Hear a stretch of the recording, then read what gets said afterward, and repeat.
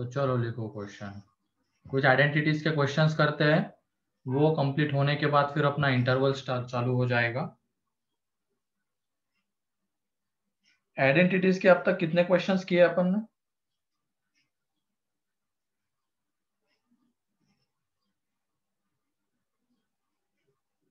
ये बताओ। 2 question sir. कौन से 2 कौन से? क्वेश्चन के सर फर्स्ट वाले में 5 पार्ट्स थे वो। अच्छा, फर्स्ट में 5 तक किया है। एंड और सेकंड वो e की पावर 4 वाला। ठीक है, हाँ ठीक है। तो नेक्स्ट क्वेश्चन लिखो अब तुम लोग।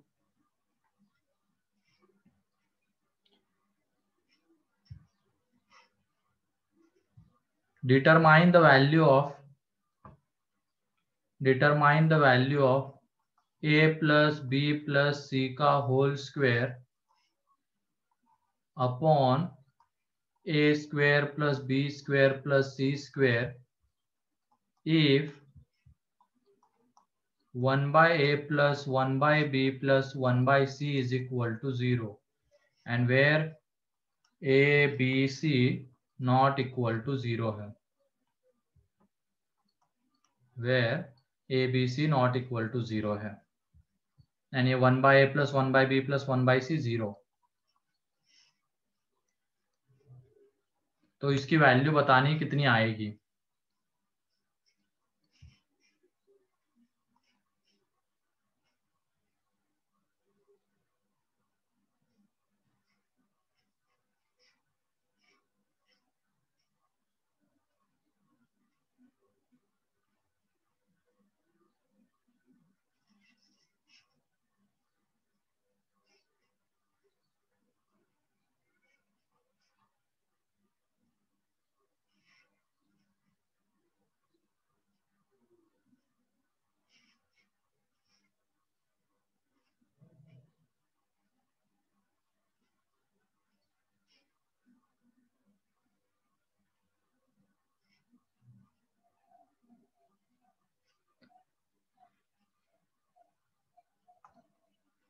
सही है कल्याणी। और किसी का आ रहा है? देखो थोड़ा जो डाटा यहाँ पे गिवन है उसके अकॉर्डिंगली कौन सी आइडेंटिटी यूज होने वाली है। सर 1 है आंसर। हाँ सही है ऋषभ, प्रणव। और किसी का?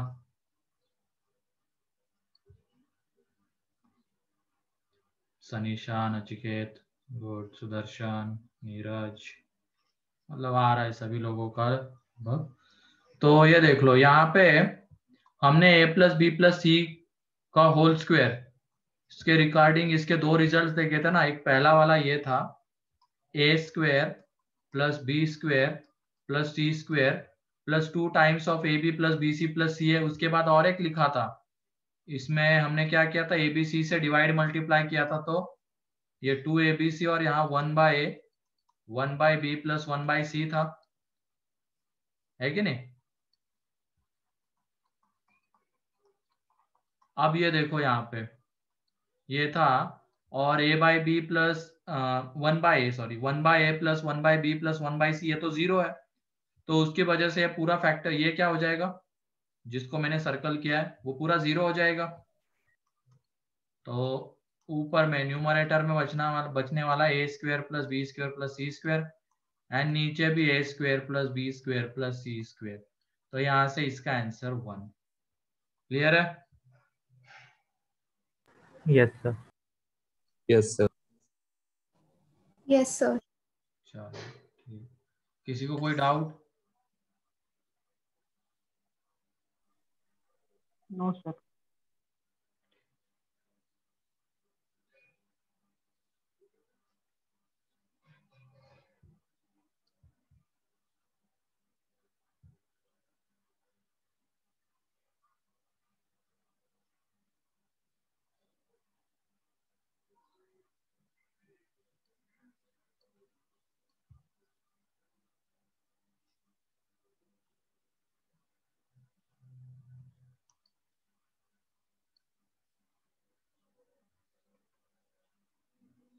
हो जाए तो बता दो, फिर आगे बढ़ते हैं।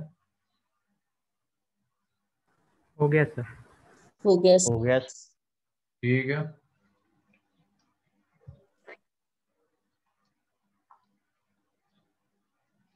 नेक्स्ट क्वेश्चन है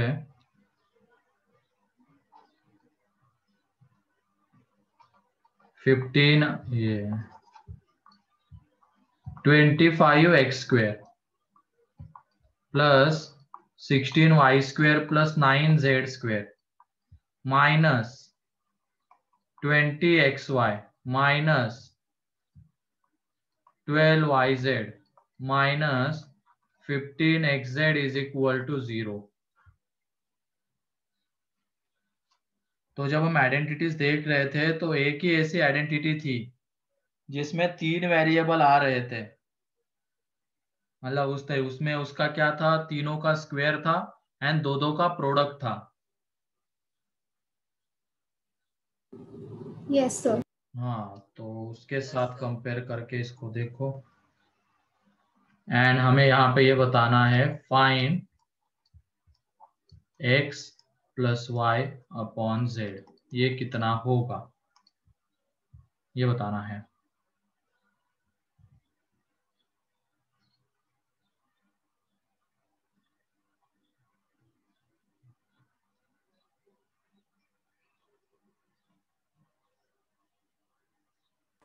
सर 3 होगा ना? हाँ, आंसर 3 है। एक बार सोचो, कंपेयर करो, फिर देखो। उस आइडेंटिटी से रिलेटेड हमने 2 रिजल्ट्स देखे थे कि वो हमेशा पॉजिटिव रहती है और वो कहाँ पे 0 रहती है, तो उनका यूज करो।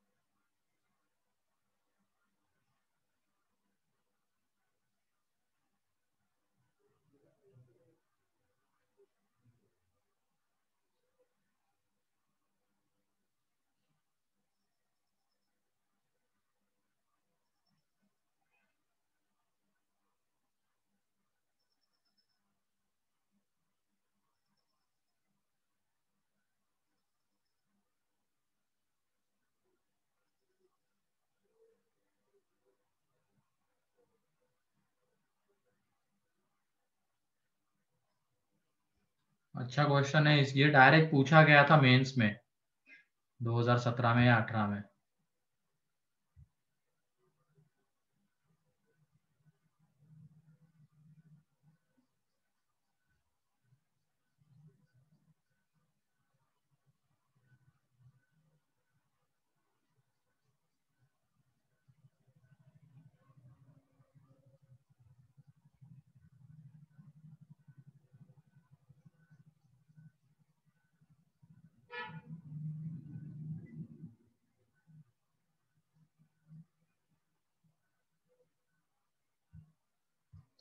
आ रहा है क्या किसी का?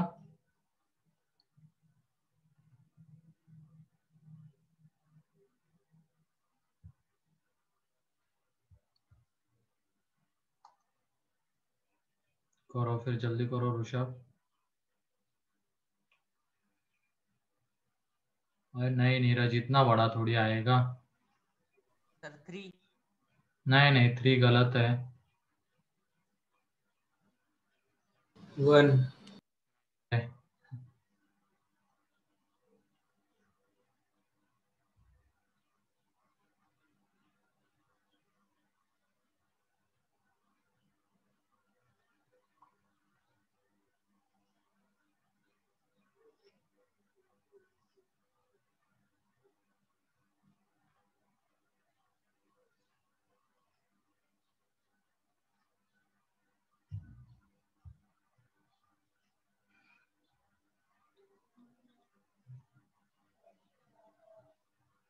कंपेयर किया क्या तुम लोगों ने?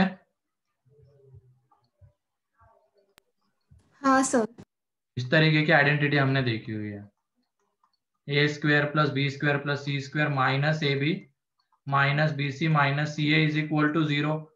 अब इन दोनों को कंपेयर करना है जो हमें गिवन है और ये आइडेंटिटी, क्योंकि जो गिवन डाटा है वो सेम इस आइडेंटिटी के तरह है, उससे मिलता जुलता। मतलब उसमें आइडेंटिटी में क्या है, 3 वेरिएबल्स है, तीनों के स्क्वायर का सम है और दो का प्रोडक्ट है।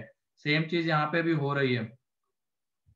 ये देख लो, इस 25 को हम क्या लिख सकते हैं, 5 का स्क्वायर, तो ये एक तरीके से 5x का स्क्वायर, ये 4y का स्क्वायर 16y स्क्वायर को, एंड 3z का स्क्वायर माइनस ये 5x into 4y minus 4y into 3z and minus 5x into 3z। तो देखो मिलती जुलती है ना ये आइडेंटिटी। यहाँ पे भी 3 वेरिएबल है, तीनों के स्क्वायर का सम है, फिर दो के प्रोडक्ट है माइनस में। सेम यहाँ पे भी वही है। अब जब हम कंपेयर करेंगे तो कंपेयर करने के बाद एक इसके इक्वल आ रहा है 5x। And C 5x, B आ रहा है 4y एंड सी आ रहा है 3z। अब ये बताओ ये आइडेंटिटी इक्वल टू 0 कब होती है? When x is equals to y is A is equals to equals B to is B equal is to equals C. to C. When A equal to B equal to C, ये हो जाएगा तभी ये identity 0 आएगी। तो वही कर रहे हैं यहाँ पे, क्या है, A equal to B equal to C है, तो इसका मतलब 5x is equal to 4y is equal to 3z है। ये हमें मिल गया। अब उसके बाद हमें वैल्यू किसकी चाहिए थी, x plus y upon z, है ना, x plus y upon z की। तो यहाँ पे देख लो, अगर हमने x को z के टर्म्स में रिप्रेजेंट किया y को z के टर्म्स में रिप्रेजेंट किया, तो ऊपर नीचे से z कैंसल आउट हो जाएगा और हमें आंसर मिलेगा। तो x बताओ कितना आएगा, 3/5 इंटू जेड आएगा 3/5. 3 by 5 Z. एंड y आ जाएगा 3z/4, है ना, Yes. Divided by z।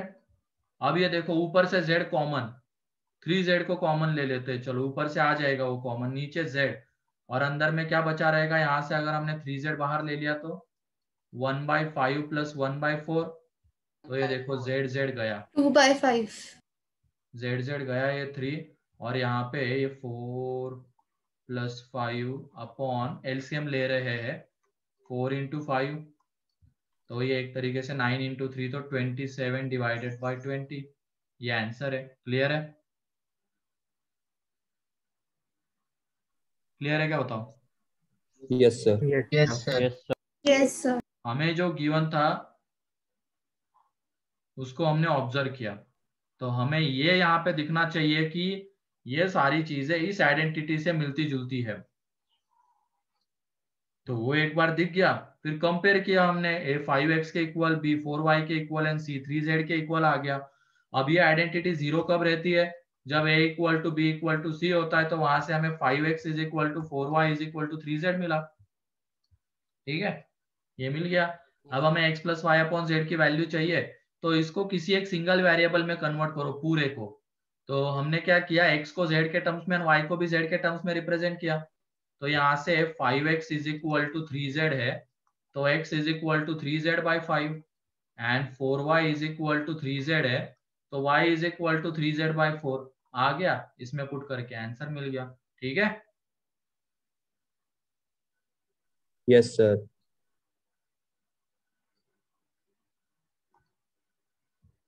So last slide.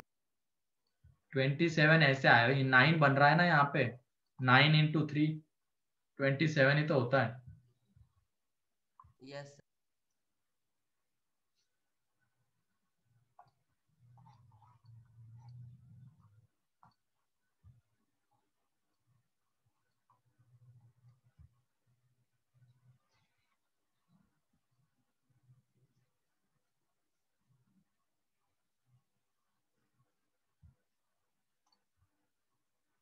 हाँ एक मिनट, ये वाला हो गया। No, sir. 2 minutes. हाँ लिखो, जल्दी करो।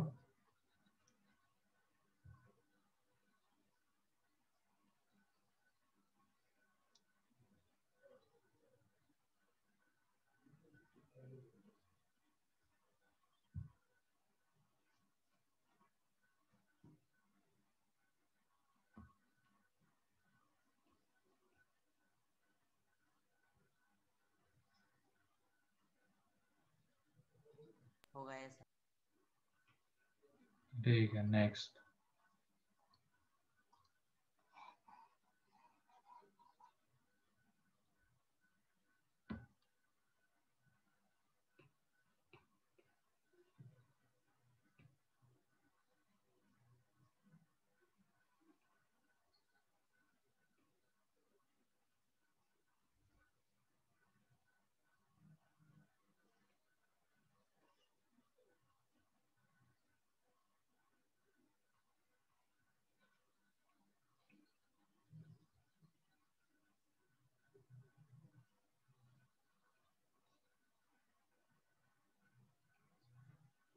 क्लियर है अभी? है यस सर। आयुष, चेतन, Yes, sir. हर्ष, मधुरा, Yes, sir. चलो ठीक है, आगे बढ़ते हैं। इसका प्रूफ क्या था? मतलब इस आइडेंटिटी को हमने half times of a minus B का whole square plus b minus C का whole square plus c minus a का होल स्क्वायर प्रूव किया था ना? तो वो किस Yes, तरीके sir. से किया था? Yes, sir. 2 का डिवाइड मल्टीप्लाई किया था। मल्टीप्लाई मतलब क्या करना है, जैसे एक ही इक्वेशन है और उससे ज्यादा वेरिएबल्स हमें वहां पे दिखते हैं और उन वेरिएबल्स का स्क्वायर वहां पे प्रेजेंट है, तो ऐसे क्वेश्चंस में वहां पे क्या बनने वाले हैं? Perfect squares. ये भी उस टाइम पे मैंने बताया था, तो उसके अकॉर्डिंगली हम वहां पे सोचेंगे। जनरली क्या होता था अभी तक, जब तुम 10th में थे तो जितने वेरिएबल उतने इक्वेशंस होते थे, है ना? तो उनको साइमल्टेनियसली सॉल्व करके हम वेरिएबल की वैल्यूज निकालते थे। लेकिन अब ऐसा नहीं होगा, कभी कभी क्वेश्चन हमें ऐसा भी मिल सकता है जिसमें वेरिएबल्स ज्यादा है और इक्वेशंस कम है। जैसे कि ये यहाँ पे कितने वेरिएबल्स है? 3। 3. 3। 3. इक्वेशन एक ही है कि नहीं? तो ऐसे केस में, और ये देख लो जो वेरिएबल्स है उनके स्क्वायर्स भी प्रेजेंट है, तो इनको हमें कोशिश करनी होती है कि परफेक्ट स्क्वायर में कन्वर्ट हो जाए, जैसे कि इसका प्रूफ था इस आइडेंटिटी का जो हम देख चुके हैं। ठीक है, अब इसी प्रूफ से रिलेटेड और एक क्वेश्चन करते हैं। अब प्रूफ जो हमने इसका देखा था उसके अकॉर्डिंग सोचना है। क्वेश्चन ये है x square plus y 2y square plus 2xy minus 4y plus 4 is equal to 0, then find x and y. कितने वेरिएबल्स है? 2. एक ही इक्वेशन है। अब इसको हमने जो आइडेंटिटीज देखी है उनमें से किसी के साथ तो मैच नहीं करवा सकते। हमने जो आइडेंटिटी देखी थी उसमें क्या था? 3 वेरिएबल्स थे, लेकिन यहाँ पे 2 वेरिएबल एक इक्वेशन है। लेकिन उसका जो प्रूफ था, उसका जो कंसेप्ट था, उसके अकॉर्डिंग यहाँ पे हम इसको आगे अप्रोच कर सकते हैं, सॉल्व कर सकते हैं। तो सोचो थोड़ा, ऑब्जर्व करो इसको। क्या करेंगे यहाँ पे? बोलो। 2 वेरिएबल है, एक ही इक्वेशन है, दोनों वेरिएबल के स्क्वायर्स प्रेजेंट है, क्या कर सकते हैं? Sir multiply divide. नहीं, हर बार मल्टीप्लाई डिवाइड नहीं, वो तब करना है जब परफेक्ट स्क्वायर में कन्वर्ट करने के लिए किसी चीज की रिक्वायरमेंट है। यहाँ पे पहले जो डाटा गिवन है उसको तो ऑब्जर्व करो, क्या यह परफेक्ट स्क्वायर में कन्वर्ट हो जाएगा या नहीं हो जाएगा, पहले ये देखो। अगर हो रहा है तो क्यों मल्टीप्लाई डिवाइड करना है? सर हम 2y स्क्वायर को y square plus y square करेंगे। हाँ लिखो, फिर जल्दी करो, बताओ।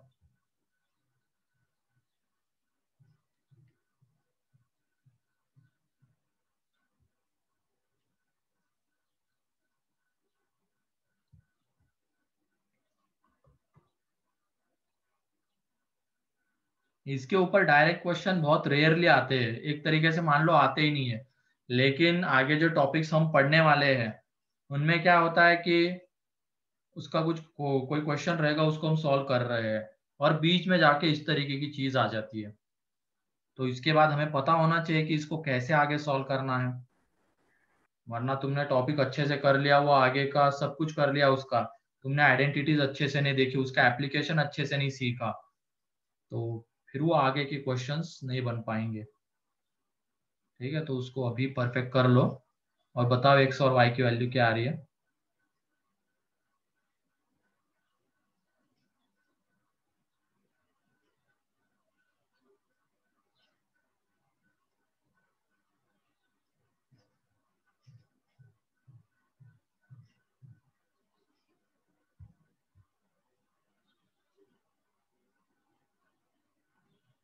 सर 2 किसकी?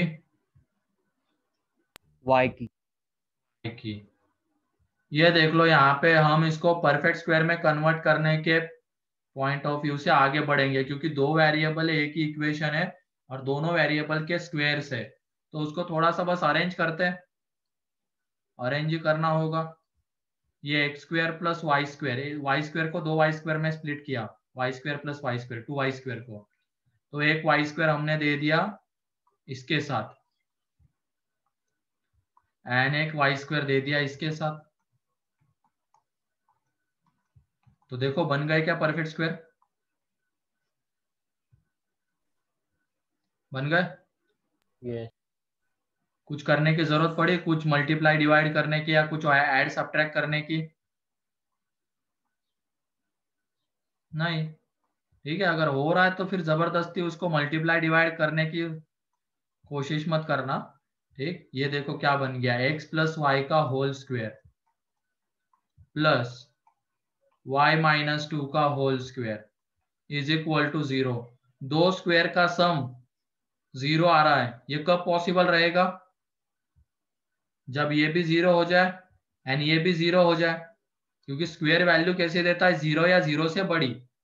अगर ये अदर देन 0 होते हैं तो दोनों का सम कभी 0 नहीं आ पाएगा, दोनों का सम 0 आ रहा है, इसका मतलब x प्लस वाई भी 0 हो जाए एंड y माइनस टू भी 0 हो जाए, तो यहाँ से y इज इक्वल टू 2 आ जाए। और ये बताओ जब y 2 है तो x कितना आएगा?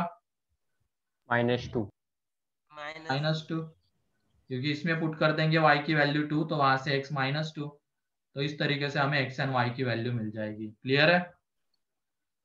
Yes, sir. Yes, sir.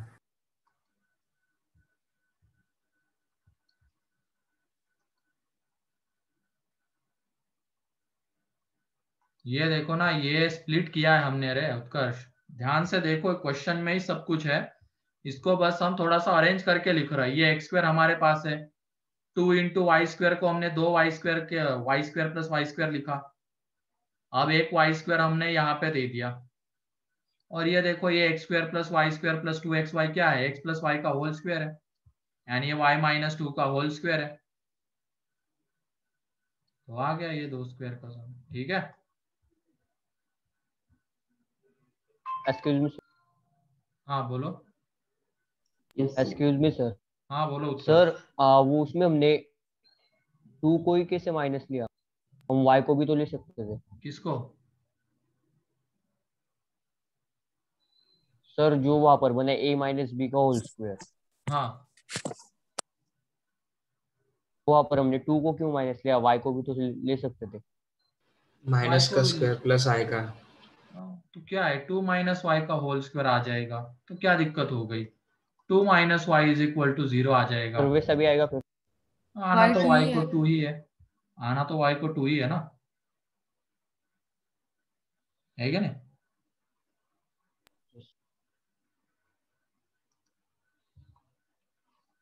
और किसी को कोई डाउट?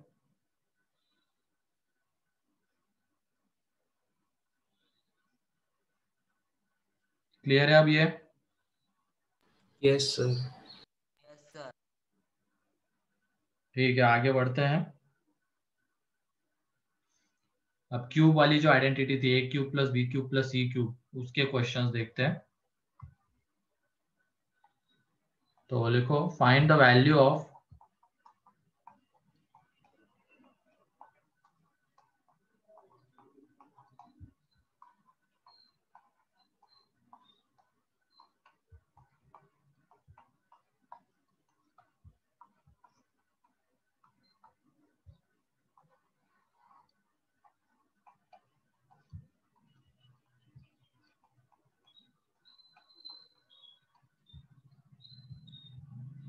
इसकी वैल्यू बताओ।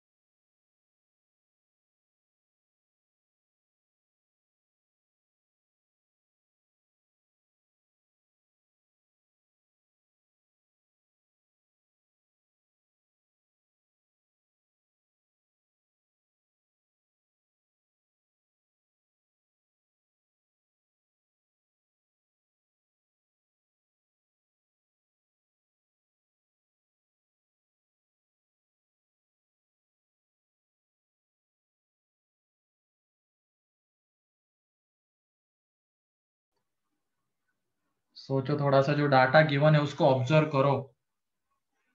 3 क्यूब का जब सम आता है तो वहां पे A cube plus B cube plus C cube minus 3 ABC वाली आइडेंटिटी की हेल्प लेनी होती है।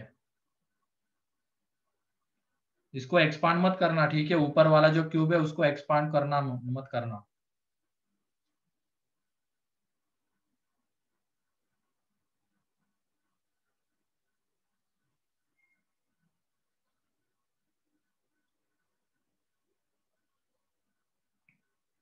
जोर डालो थोड़ा दिमाग पे। हमने ये देखा है कि A cube plus B cube plus C cube is equal to 3 ABC होता है। कब होता है ये बताओ।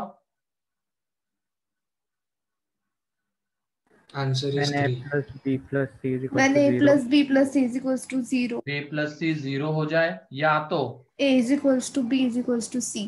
a equal to B equal to C हो जाए। तो जरा देखो, अब हिंट तो तुम्हें मिल चुकी है। 3 answer. हाँ सही है। किसका आया है? मेरा प्रथमेश. प्रथमेश। हाँ सही है। बाकी लोग सोचो।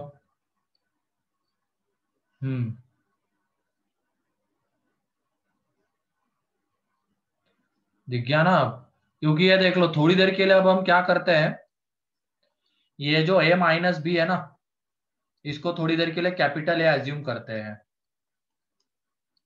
ठीक है, ये a माइनस बी को कैपिटल ए एज्यूम करते हैं। फिर b माइनस सी को कैपिटल बी एज्यूम करते हैं, एंड c माइनस ए को कैपिटल सी एज्यूम करते हैं। तो इन तीनों को जब हम ऐड करेंगे तो सम कितना आता है बताओ? 3 ABC. 3 ABC. थोड़ा सोच समझ के। अरे इन तो तीनों को 0. जब ऐड करेंगे तो यहाँ पे इसको देखो तुम, अभी इन तीनों को ऐड करो। तो 0. 0. 0 आता है, दिख रहा है ना?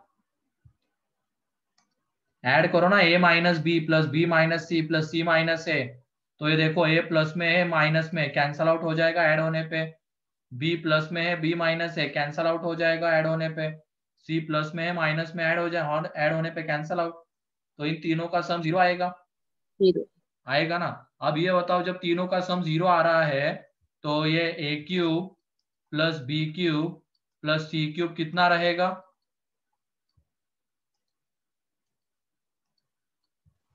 3 ABC 3 ABC. Yes, sir. रहेगा ना? अगर ए क्यूब प्लस बी क्यूब, ये ए प्लस बी प्लस सी 0 आ रहा है, इसका उल्टा देखो। हमने क्या देखा है आइडेंटिटी में? ये आ रहा था, तो ये कब आता है? जब a plus B plus C 0 हो जाए या a equal to B equal to C हो जाए। तो इस क्वेश्चन में हमने इसको a माना कैपिटल है, इसको कैपिटल बी और इसको कैपिटल सी माना। तो तीनों का सम 0 आ रहा है। ठीक है, तीनों का सम 0 आ रहा है, तो इससे हम क्या बोल सकते हैं कि इन तीनों के क्यूब का sum a cube plus B cube plus C cube 3 ABC के इक्वल होगा। बोल सकते हैं ना? Yes. Yes, sir. तो ये देख लो, उनका सम उसके इक्वल होगा। तो वहां से ये a माइनस बी, ये ऊपर में न्यूमरेटर में क्या था, a माइनस बी का cube means a cube plus B cube plus C cube, three और ए बी अपॉन सी में क्या अपॉन है A a B b C. c। Okay, तो इसकी जगह पे तो 3abc लिख सकते हैं हम, अपॉन में abc, तो इसका आंसर कितना आने वाला है 3। 3। क्लियर है? Yes, sir. कोई डाउट किसी को? No sir. No sir sir. हाँ बोलो। No, sir. -3 ABC का मल्टीप्लाई किया तो न्यूमरेटर और डिनोमिनेटर में। उसका कोई फायदा नहीं होगा।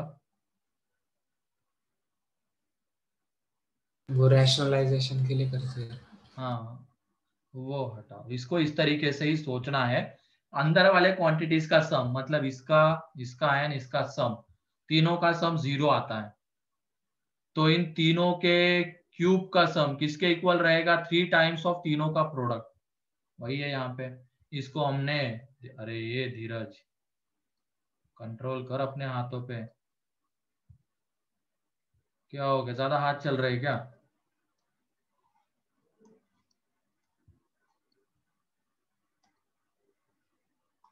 क्यों धीरज पाटिल?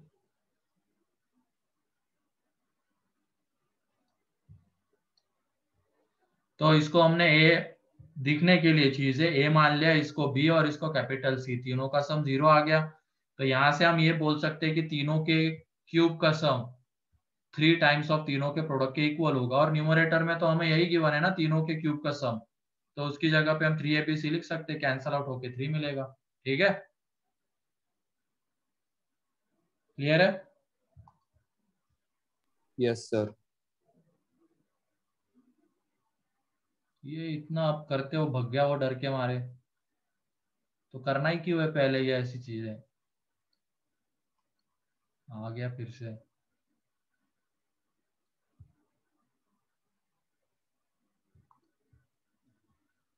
क्लियर है अभिषेक?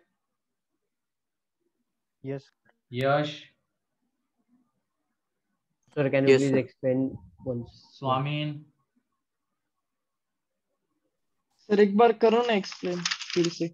यहाँ पे इसको हमने कैपिटल ए एज्यूम किया, इसको कैपिटल बी और इसको कैपिटल सी। तो ये इन तीनों को जब हमने ऐड किया, ये तीनों को ऐड करो ना तुम, तीनों को जब ऐड करोगे तो तीनों का सम 0 आता है।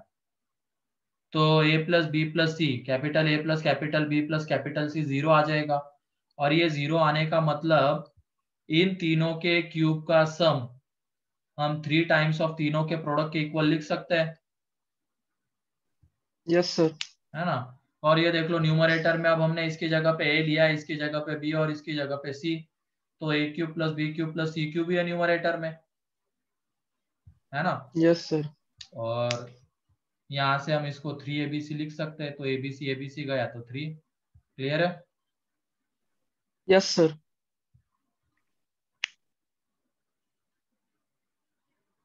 ईशा क्लियर है?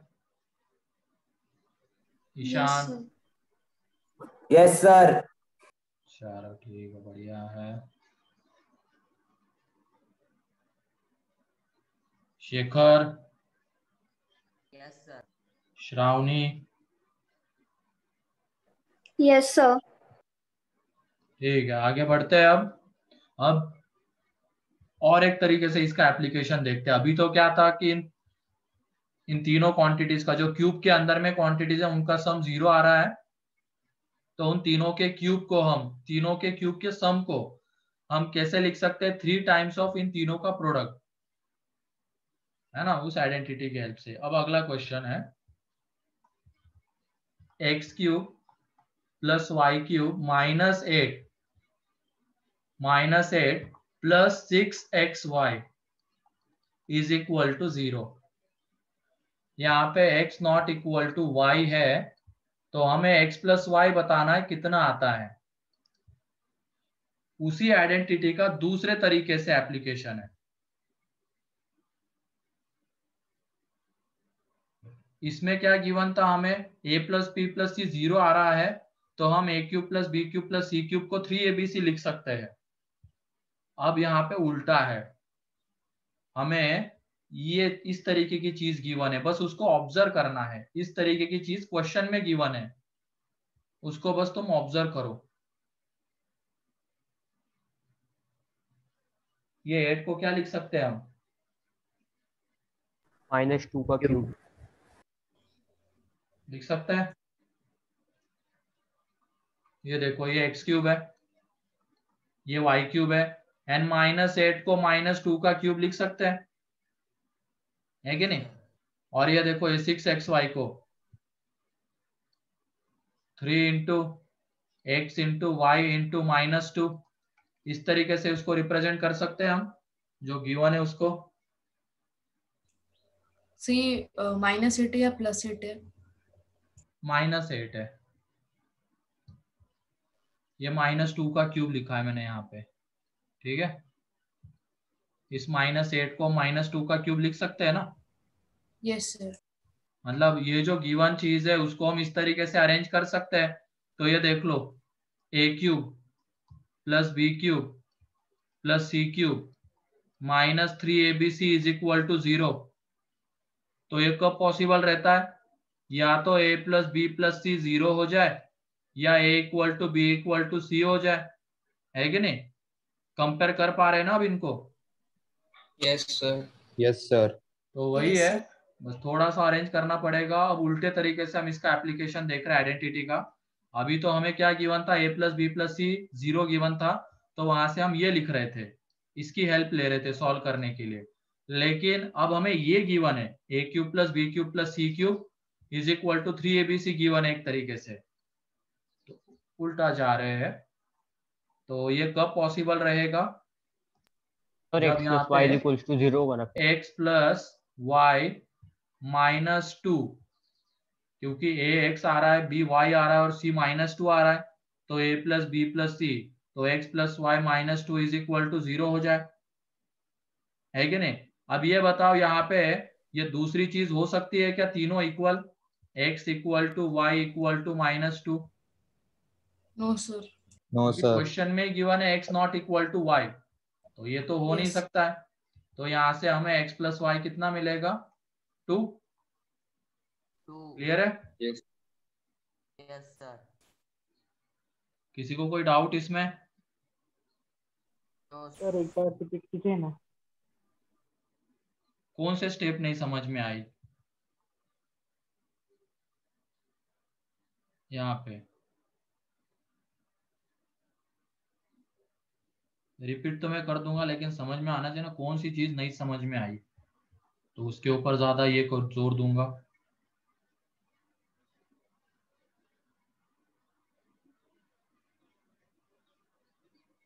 अब बोला करो ना, क्या हो गया? Sir -3 into x into y into -2 कहाँ गया? क्या? वो x cube plus y cube plus -2 का क्यूब है, तो उसके आगे -3 into x into y into -2 is equal to 0। हाँ, तो आपने x plus y -2 is equal to 0 कैसे निकाला? ये ऐसे लिखा, जब हम इसको कंपेयर करते हैं ना, ये ए क्यूब, आइडेंटिटीज तुमने मेरे ख्याल से अच्छे से देखी नहीं, फिर मैंने याद करने के लिए बोला था, ये रटी हुई होनी चाहिए। 3abc इज इक्वल टू 0 आता है, a cube plus B cube plus C cube minus इन तीनों का 3 टाइम्स ऑफ तीनों का प्रोडक्ट। ये अगर 0 आता है तो ये दो केस में पॉसिबल रहता है, या तो a plus B plus C 0 हो जाए, या तो a equal to B equal to C हो जाए, ठीक है?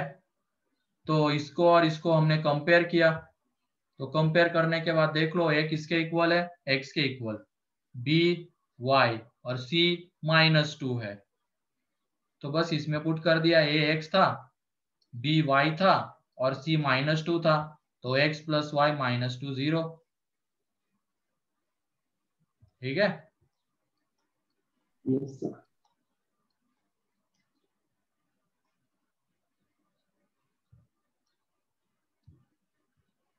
तो ये बार बार लिखने की नौबत नहीं आनी चाहिए कि ये इसके साथ ये कर रहा है। याद रखना आइडेंटिटीज, भूलो मत इसको, ठीक है? कोई ना कोई वजह होगी, इसी के लिए मैं बोल रहा हूँ रट लो इसको।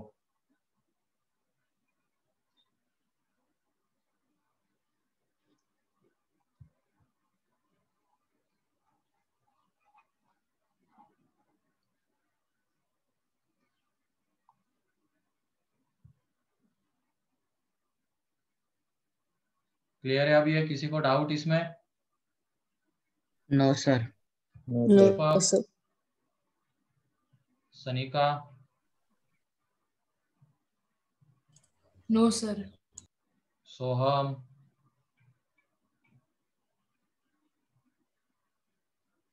शौर्या? No sir. चलो ठीक है, तो एप्लीकेशन अच्छे से देख लो किस तरीके से अप्लाई की जा रही है चीजें। हाँ तो x not equal to Y है ना ऋषभ, तो मैंने कहाँ लिया इसको, सेकंड वाले को कंसिडर ही नहीं किया, क्रॉस कर दिया यहाँ पे, बस पहले वाले से ही वैल्यू निकाली x plus y is equal to 2। ठीक है,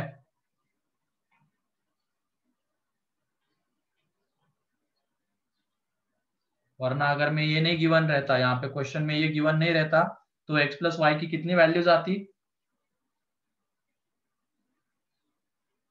अगर ये गिवन नहीं रहता क्वेश्चन में, तो x प्लस वाई की कितनी वैल्यूज आती? 2। कौन सी कौन सी?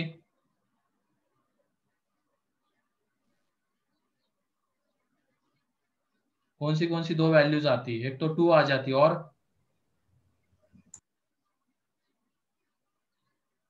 कौन सी आती? -4। -4। -4 ना, x एंड y दोनों के दोनों -2 है, तब भी ये 0 हो सकता है, तो यहां से निकालते तो x प्लस वाई -4 आ जाता, लेकिन x not equal to Y है, तो ये हम नहीं ले सकते हैं। ठीक है, यस सर। क्लियर है अब इस आइडेंटिटी का एप्लीकेशन दोनों तरीके से?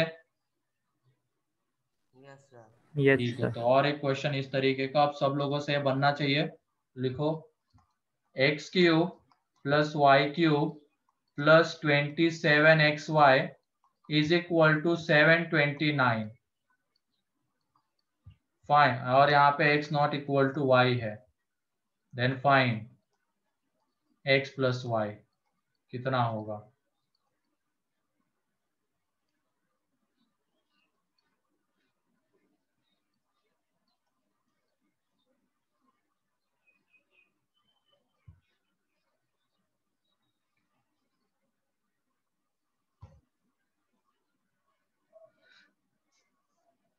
अरेंज करो चीजों को, एक तरफ ले जाने की जरूरत है तो ले जाओ और देखो और बताओ।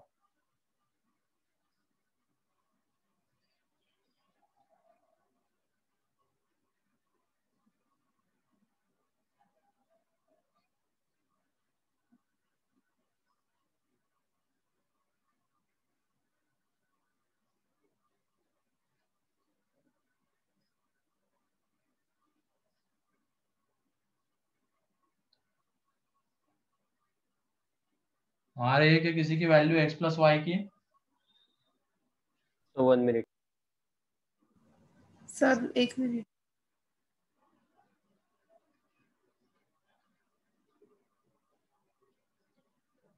सर 9। सही है, कितने लोगों का आ गया?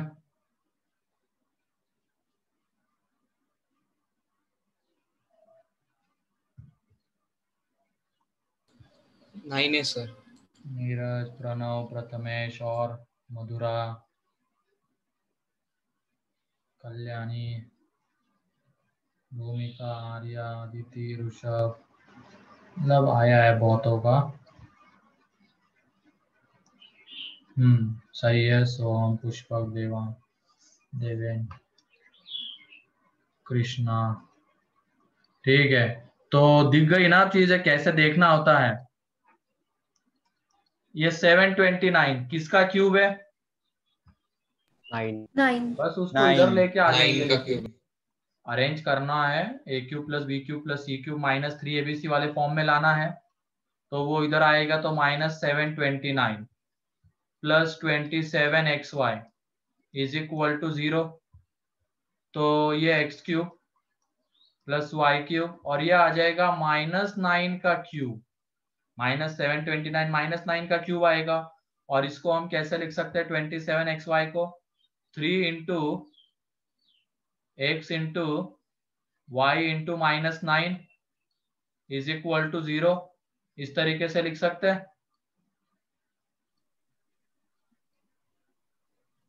बताओ। Yes sir. Yes sir. Yes है सर। ना, तब भी देख लो -3 इंटू -9 27 बन जाएगा, और ये आ जाएगा।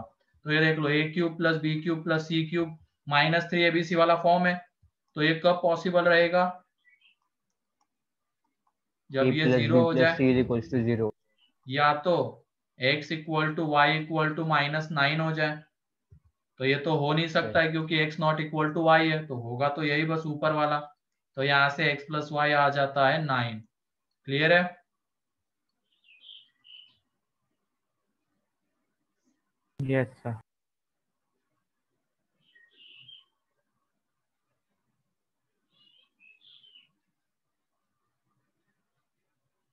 कोई डाउट किसी को? No sir. No. No sir. चलो, मतलब ये क्यूब वाली आइडेंटिटी तो अब यूज करना आ जाएगा दोनों तरीके से।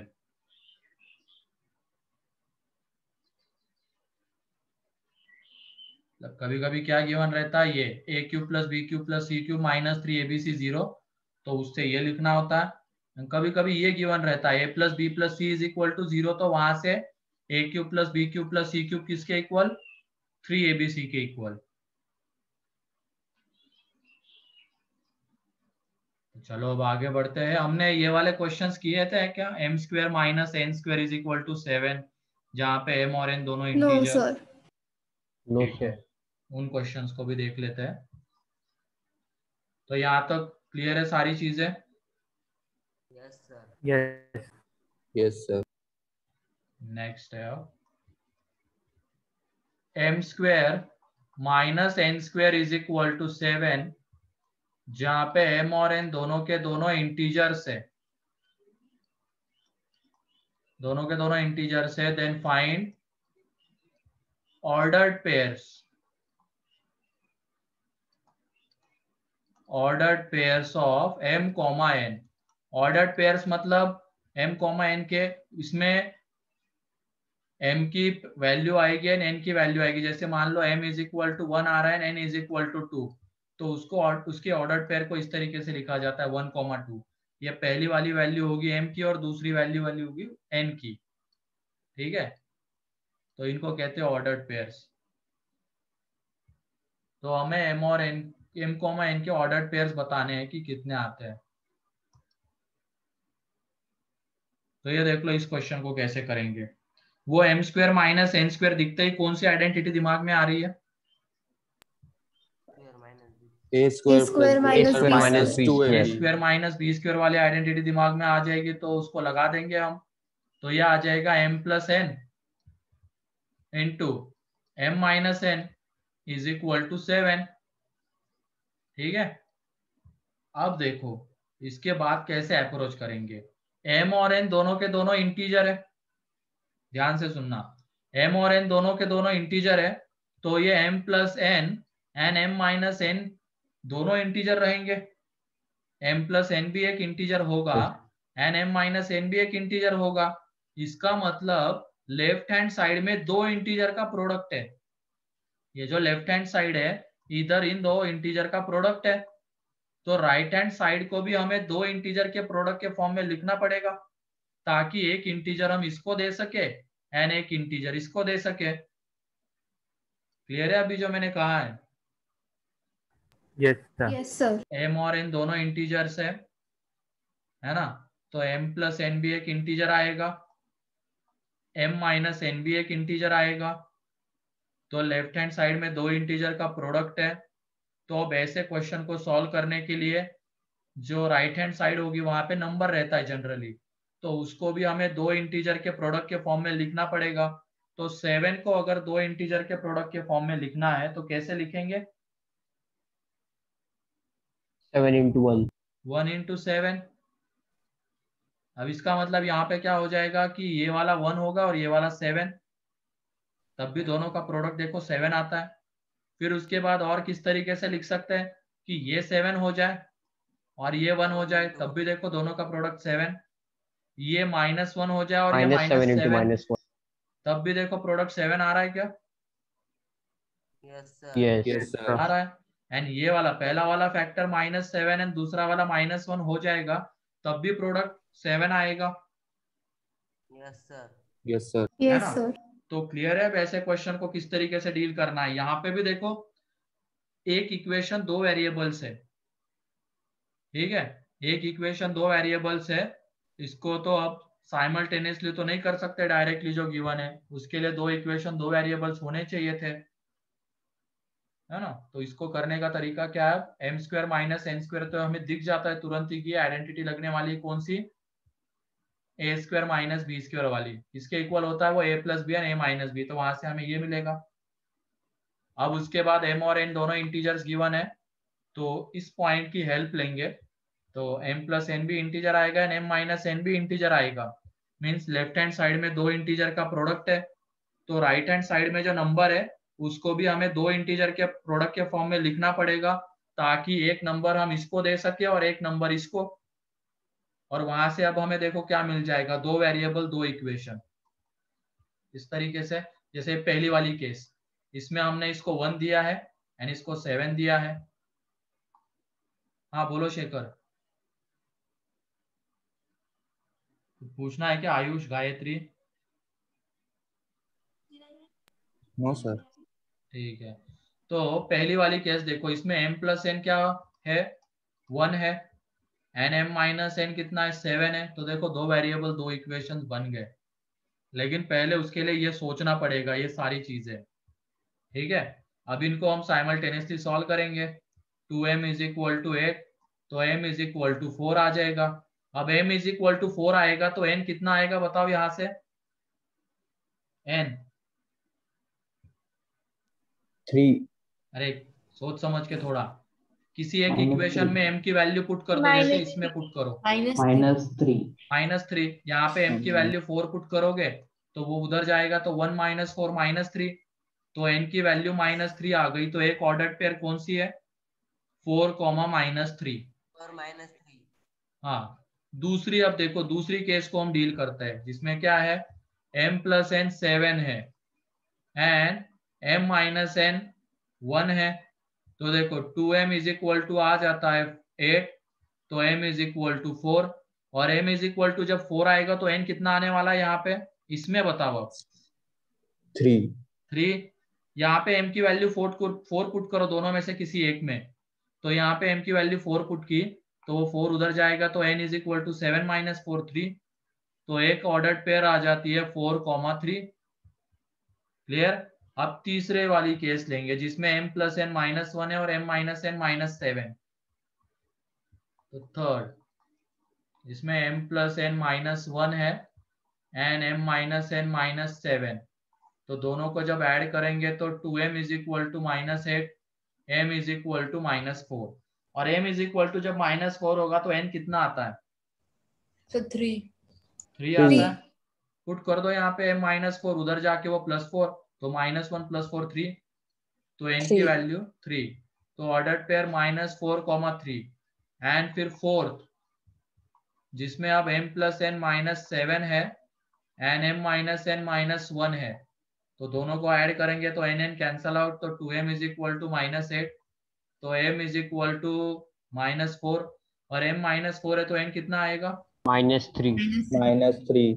तो एक ऑर्डर्ड पेयर ये आ जाएगी। तो टोटल कितने ऑर्डर्ड पेयर्स आ गए, 4. 4। 4. क्लियर है अब ऐसे क्वेश्चन को कैसे डील करना होता है, Yes, sir. 2 वेरिएबल 2 इक्वेशन कैसे बनाने होते हैं, तो लिख लो इसको, और डाउट है तो पूछ लो।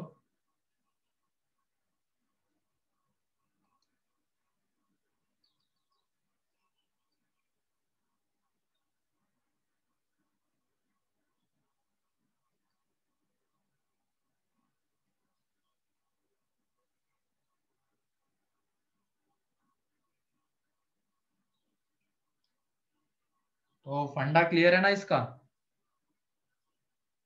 M square minus Yes, N sir. Square, दो फैक्टर का प्रोडक्ट, एम और एन इंटीजर गिवन है, तो ये एम प्लस एन और एम माइनस एन दोनों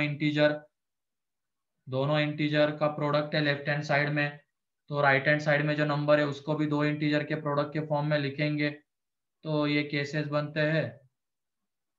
और जब हम नंबर बांटेंगे, इसको 1 इसको 7, तो दो वेरिएबल दो इक्वेशन बन जाता है, उसको सॉल्व करके एक ऑर्डर्ड पेयर। फिर दूसरे केस को हम डील करेंगे, तो वहां से एक और ऑर्डर्ड पेयर, तो इस तरीके से 4 ऑर्डर्ड पेयर हमें मिलते हैं। ठीक है, तो ऐसे क्वेश्चन में ध्यान रखना, अगर हमें टाइम बचाना है तो क्या क्या कर सकते हैं हम। हमें एक ऑर्डर्ड पेयर मिल गई 4,3, मान लो 4,3 मिल गई, तो बाकी के 3 ऑर्डर्ड पेयर्स तो हम बिना सॉल्व किए भी बता सकते हैं। उसके बाद वाले ऑर्डर्ड पेयर क्या है, बस साइन चेंज करते हुए चलना। 4 3 है, तो हमने 3 का साइन चेंज किया तो 4 - 3 मिल गई। अब 3 का साइन एज इट इज रखा, हमने 4 का साइन चेंज किया, तो देखो -4 3, ये भी मिल गई। एंड देन दोनों का साइन हमने चेंज किया तो -4 - 3, तो ये भी मिल गया। तो एक सॉल्व हो गया तो बाकी सॉल्व करने की जरूरत नहीं होती है। ठीक है, तो इससे टाइम भी बच जाएगा और सारे जितने भी ऑर्डर पेयर से वो सारे मिल जाएंगे। क्लियर है सर? वो आप हाँ एक्सक्यूज मी बोलो, सर, हाँ बोलो बोलो। वहाँ पे अगर कंपोजिट नंबर रहा तो वो डील को देख लेंगे उस टाइम पे, केसेस और भी बनेंगे फिर, है ना। जैसे 6 रहा तो 1 × 6, फिर 6 × 1, उसके नीचे 3 केसेस, जैसे 1 × 7 के नीचे 3 आ गए।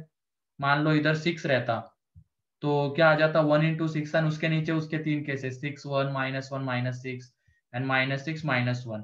फिर और किस तरीके से लिख सकते हैं 6 को, दो इंटीजर के प्रोडक्ट के फॉर्म में, 3 × 2 3 3 into × 2, 3 sir 3 × 2, फिर 2 × 3 -3 -2 -2 -3, तो ये 4। इसके अलावा और कोई पॉसिबिलिटी है क्या? No, sir. हाँ, तो अरे फिर ऐसे तो बहुत बन जाएंगे फिर, तो वही तो मैं बड़ा बता रहा हूँ नंबर रहा टाइम कैसे कम करना है। तो ये देख लो, इसमें का बस एक सॉल्व करने की जरूरत होती है, एक सॉल्व किया, उससे ऑर्डर्ड पेयर मिल गई, फिर बाकी के 3 ऑर्डर्ड पेयर हम इसकी हेल्प से बता सकते हैं क्या क्या आएंगे। यस साइन चेंज करते हुए चलना है। 4 3 मिल गया तो 4 - 3 उसके बाद मिलेगी, -4 3 मिलेगी एंड -4 -3, तो बस एक सॉल्व करने से आंसर आ गया। ठीक है, और एलिमिनेट करने के और भी तरीके हैं। नेक्स्ट क्वेश्चन हम उसी के ऊपर लेंगे अब। सर वो नेक्स्ट स्लाइड दिखाइए। हाँ, नेक्स्ट स्लाइड देख लो।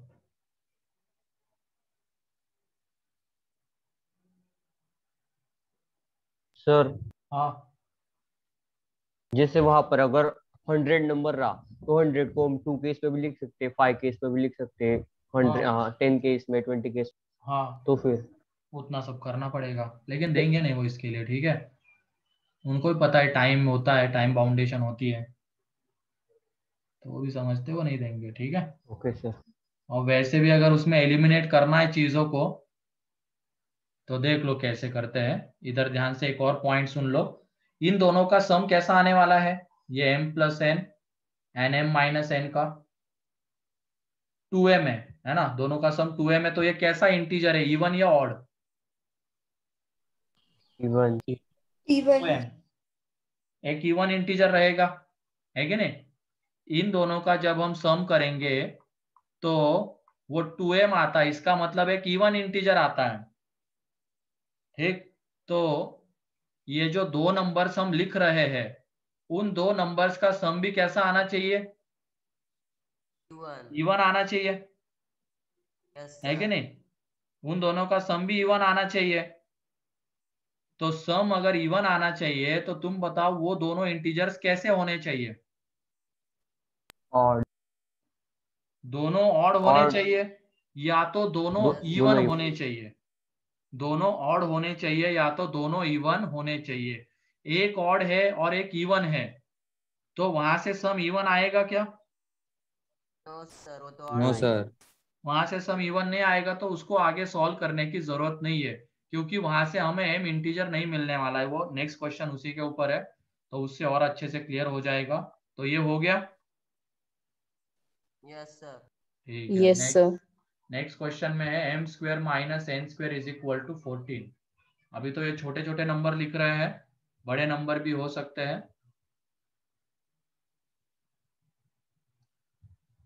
यहाँ पे m और n बिलोंग्स टू इंटीजर, ठीक है, और हमें वही ऑर्डर्ड पेयर्स फाइंड आउट करने। Find ordered pairs, find number of ordered pairs. तो ये देख लो, इधर m minus n into m plus n is equal to 14। तो 14 को दो इंटीजर के प्रोडक्ट के फॉर्म में लिखना है तो कैसे लिख सकते हैं? 1 into 14, 14 into 1 minus 14 minus 1 minus 1 minus 14, ठीक है। फिर उसके बाद दूसरी पॉसिबिलिटी क्या है? 7 into 2, 2 into 7 minus 7 into minus 2 and minus 2 into minus 7। इसके अलावा और कोई पॉसिबिलिटी है क्या? बोलो। नो। इसके अलावा और कोई पॉसिबिलिटी नहीं है। तो ये देख लो, पहले वाले को हम देखते हैं जिसमें m माइनस एन 1 है एंड m प्लस एन कितना है? 14 है। दोनों को जब हम ऐड करेंगे तो ये 15 आएगा। तो यहाँ से m इज इक्वल टू 15/2, लेकिन m तो हमें इंटीजर चाहिए था, तो 15/2 चल पाएगा क्या? चलेगा? नो। No, sir. नहीं चलेगा। अब ऐसा क्यों Yes, हुआ? sir. ऐसा क्यों हुआ? अभी जो हमने रिसेंट No, पॉइंट sir. देखा कि m minus N and m plus N दोनों का सम करेंगे तो वो कितना आता है? 2m। ये कैसा इंटीजर है? Even. इवन। Even. तो Even. इस नंबर को हमने जिन दो इंटीजर्स के प्रोडक्ट के फॉर्म में लिखा है उन दोनों का सम भी कैसा आना चाहिए? इवन। Even. Even. लेकिन अगर सम ऑड आ रहा है तो देखो m हमें इंटीजर नहीं मिल पाएगा, तो इस वजह से उन दोनों का सम भी इवन आना चाहिए। और सम इवन कब आएगा? जब वो दोनों नंबर्स ऑड रहेंगे या दोनों नंबर्स इवन रहेंगे, तब जाके वो सम इवन आ पाएगा। लेकिन एक ऑड है और एक इवन है, तो सम इवन आएगा क्या? No, sir. नहीं आएगा। No, तो sir. वहां से हमें m और n इंटीजर मिलेंगे क्या? No sir. नहीं। तो उसको No. सॉल्व करने की जरूरत है क्या? नो। नहीं। तो कहानी यहीं पे खत्म हो गई। इसको सॉल्व करने की आगे जरूरत ही नहीं है, क्योंकि हमें दिख गया कि इन दोनों का सम आता है 2m मीन्स इवन इंटीजर। तो इन दोनों नंबर्स का सम भी हमें देखना है क्या आता है। वो 15 आ रहा है। इवन आ रहा है क्या? No sir, odd. ऑड आ रहा है। तो ये तो गया, इसको सॉल्व करने की जरूरत नहीं है। इसमें से किसी भी केस में से हमें इंटीजर नहीं मिलने वाले। फिर इसकी बात करते हैं, क्या यहाँ से आंसर मिलेगा क्या? No. Ordered pair No, sir. No sir. नहीं मिलेगा। सेम वही हो गया, एक इवन है एक ऑड है, ऑड आएगा। दोनों का सम ऑड आ जाएगा। लेकिन ये 2m तो इवन है, तो वहां से m इंटीजर नहीं मिल पाएगा। तो इसको भी सॉल्व करने की जरूरत नहीं। तो नंबर ऑफ ऑर्डर्ड पेयर्स कितने हो गए? 0। Zero. Zero. क्लियर है? अब कैसे एलिमिनेट करेंगे केसेस को? Yes sir. कोई डाउट किसी को इसमें? No sir. No, sir. Sir. Solve कब करना है? जब वो दो नंबर्स या तो इवन आ रहे हैं या ऑड आ रहे हैं, तभी सॉल्व करना है। अदरवाइज सॉल्व करने की जरूरत नहीं है, वहां से हमें आंसर नहीं मिलने वाला है। ठीक है? Yes sir. Yes, sir. तो जैसे तुमने 100 कहा था, तो 100 को हम कैसे लिख सकते हैं? 1 इंटू 100, है ना? तो 1 इंटू 100 लिख सकते हैं। तो वहां से आंसर मिलेगा क्या? कुछ मिलेगा? नो। फिर No, उसके sir. बाद No. 2 इंटू 50, 101 आएगा। No, 2 sir. इंटू 50 वहां से तो चलो मिल जाएगा। फिर No. उसके बाद 4 इंटू 20 वहां से नहीं, 4 इंटू 25 तो वहां से मिलेगा क्या? No, No, sir. sir. नहीं मिलेगा। फिर उसके बाद No, 5 sir. इंटू 20 वहां से मिलेगा क्या? No. 5 Yes, into sir. 20 No. हाँ, नहीं नहीं नहीं नहीं. मिलेगा, No, क्योंकि एक sir. ऑड है और एक इवन है। तो इस तरीके से चीजें एलिमिनेट हो जाएगी और कुछ लिमिटेड चीजें बचेगी, जैसे 2 इंटू 50। और कौन सी बचती है? और तो मेरे ख्याल से कोई आती ही नहीं है। 10 इंटू 10 एक आती है बस, इसके अलावा तो और कोई नहीं है कि नहीं? Yes sir. 4 ही आ जाएगा। सर 10 × 10 में तो दो ही पेयर्स बनेंगे ना? हाँ, दो ही बनेंगे क्योंकि 10 × 10 एंड अगर -10 स्क्वायर × -10। हाँ, तो क्लियर है ऐसे क्वेश्चन को कैसे डील करना है अब? Yes sir. अच्छा, Yes, तुम्हारा sir. डाउट क्या है Aman? How many time allotted in JEE for per question? जैसे मेंस की बात की जाए तो 25 क्वेश्चंस होते हैं और उसके लिए 60 मिनट। तो खुद सोच लो तुम, लगभग देखा जाए तो ऑन एन एवरेज 2.25 मिनट का टाइम रहता है। 2 मिनट 15 सेकेंड्स हर एक क्वेश्चन के लिए।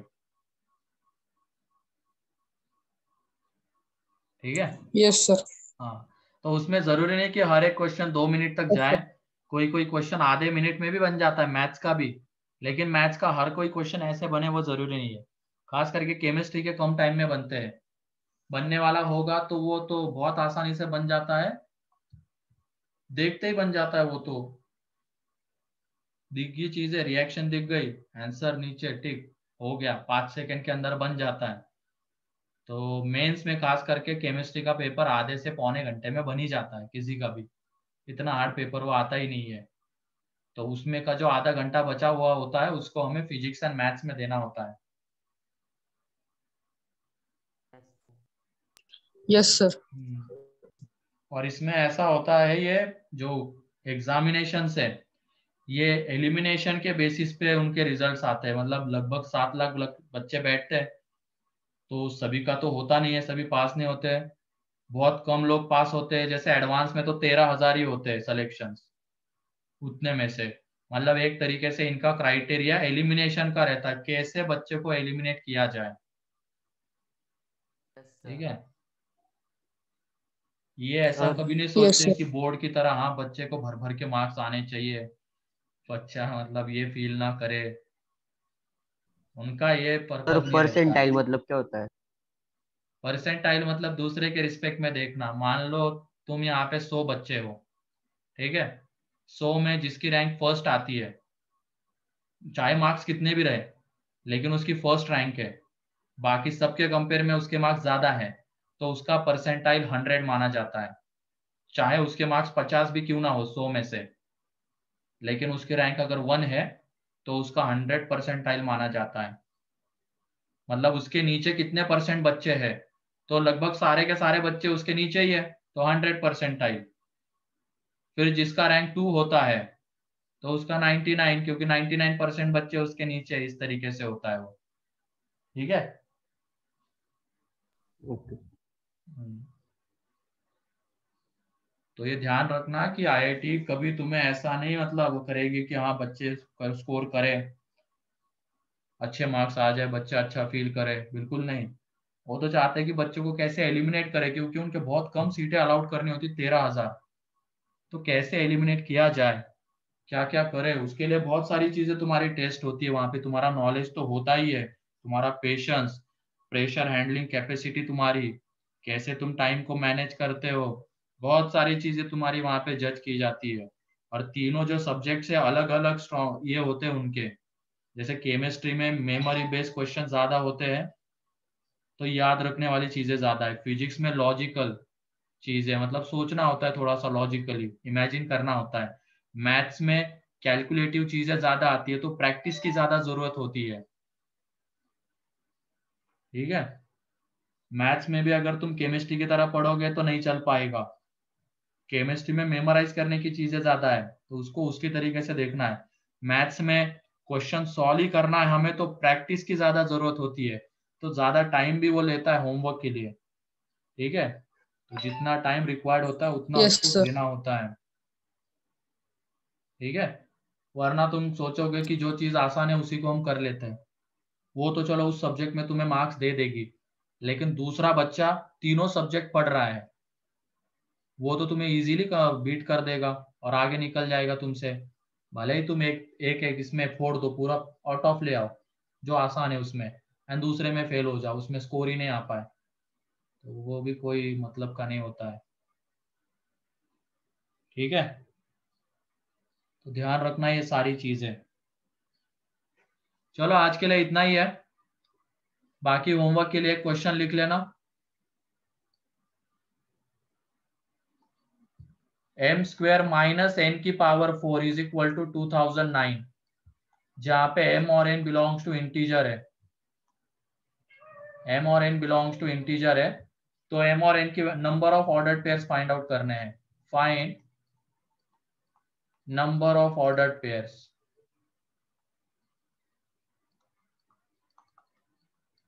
of m, n.